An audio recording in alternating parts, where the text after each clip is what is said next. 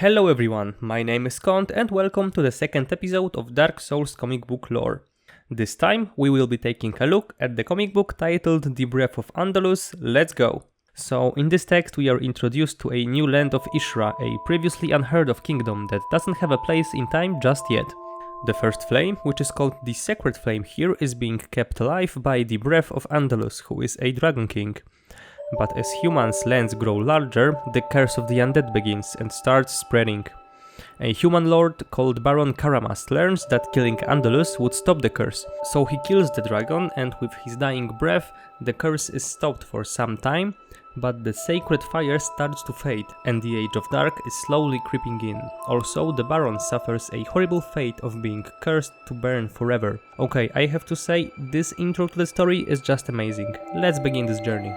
So on the first few pages we are introduced to the main character called Fira.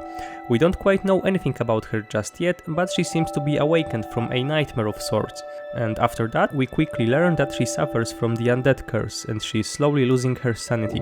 Oh, and that guy, he is actually Aldrich in his human form with no visible desire of devouring any gods, so this comic book must take place before Dark Souls 3. And right after that we learned something about their quest. They are looking for a Tooth of Andolus. They enter a crystalline cave where some dragon augurer resides and keeps the tooth as a souvenir. The augurer turns out to be a master of illusions, and Fira gets some visions that probably remind her of her past. We see her as a little girl, or maybe that's her daughter. We also see what probably is her home in flames. We see her as a soldier, and finally, what is he doing here? Anyway, Fira gets another vision where she chases a familiar boy. And holy shit, he is so incandescent. So Fira fights the illusion of Soler, and it turns out that she served under him. But during some important fight, she chose to defend her family and abandon the order. The illusion is defeated, but the fact that Soler is in this story gives us another hint on when is this comic book in the timeline, but let's figure it out when we get to the end. After defeating Soler, they reach the Dragon Augurer. They start the fight, and the one who kills him is actually Aldrich, so they get the tooth and continue onwards. When the comic book ends, we get a little backstory of our characters. And it turns out that Fira is following Aldrich because she believed in a prophecy that was projected to him by some spirits. And now we can continue to the second issue. At the beginning we see a map. Cool, but not that interesting. If it is to scale, they didn't really go a long way. Anyway, not that much happens in this issue. Our party takes a stop and they talk a bit about their goal. We learn that the tooth is not enough and Aldrich needs another 2 artifacts to perform some kind of ritual that will save the world. We get the expanded backstory of Baron Karamas. I strongly recommend you read it for yourself, and later they move on. And then something very cool happens. They get attacked by a bunch of spiders.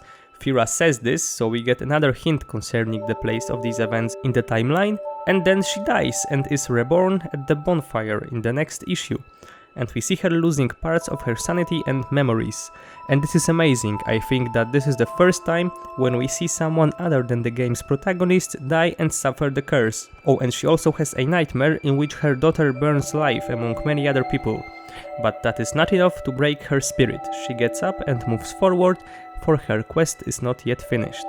She eventually reaches a castle in which we see a painting of Gwyn straight from the first game's trailer. And after that, she finds some new kind of enemy, which seems to be a machine powered by electricity, so that's something. I mean, if we can have the Iron Golem in the lore, why not have cyborgs? In the fortress, she comes across Aldrich, who was being forced to perform some unspeakable rituals for the past couple of weeks. And it turns out that it's not that bad, because during those rituals, he found a way to the ancient flame, and also Izalith is mentioned. Right after that, we learn that Karamas is actually inside this very castle. We learn a bit more about his backstory, and then suddenly they just meet, just like that. I have to say, this is kind of anticlimactic to just throw the main bad guy at us out of nowhere, but let's just go with it. So they talk for a bit, and Karamas definitely wants the fire to fade, but Fira isn't going to let that happen. They start a fight, and she kills him with the dragon tooth. Then they acquire the last of Andolus artifacts, and they are ready to finish their journey. The last issue begins with the party being distracted by a fight. And here we can very clearly see how the curses affected Fira, as her skin looks rotten and warped, and she even lost her pupils. Anyway, she goes into a battle, kills some monsters, and saves a knight who appears to be wearing the same armor as she is wearing. It turns out that they are both from the same group, and the knight, who is named Jarus, is actually looking for Fira, as he wants vengeance for what she has done.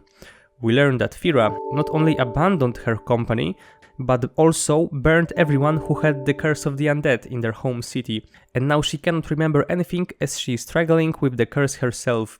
So it turns out that she is the villain, and Aldrich just fed her false information so she wouldn't remember what she did in the past, so she would continue her journey, thinking that her family is safe and that she is a savior.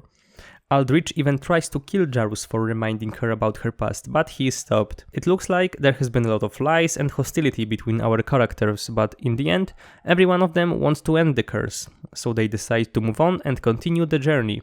Eventually, they reach the first flame, and Aldrich starts his ritual, and with that, Andolus is brought back to life. Fira finally reaches her purpose, and that gives her the strength to overcome the curse, at least for a little bit. With her newfound resilience, she defeats the dragon, but she doesn't deal the final blow. She chooses to let the dragon live and slowly tend to the flame, instead of killing him and ending the curse for a short time. Aldrich does not like that. He attacks her, but she fends him off with ease, although she doesn't kill him. Everyone is left alive and goes their separate way. The dragon comes back to the flame, and eventually the land of Ishra will come back to life. Wow, I have to say that I really like this comic book. It definitely has a Dark Souls feel to it. It has mysterious and interesting characters, the subtle lore tidbits, and the epic scale of the quest with the feeling of isolation in it. Definitely give it a read. Now let's gather all the clues on when is this placed in the timeline. So Aldrich is human, so this is before Dark Souls 3. Izalith, Ornstein and Gwyn are mentioned, so this must take place after Dark Souls 1. The last thing is Solaire appearing, but after taking a closer look at him, I noticed that it might not be Solaire, because the sun on his armor looks a bit more angrier than Solaire's. So what did we learn from all this? Absolutely nothing. So let's take a look on what does this comic book introduce to the lore. First of all, the curse can be reverted when the cursed person succeeds in their goal. The flame can be cared for and doesn't necessarily require a sacrifice, and there might be machines powered by electricity in the lore. If only this comic was canon, it would change a ton about how we perceive the plot of the games. But that is it for this episode, thank you for watching and see you in the next one.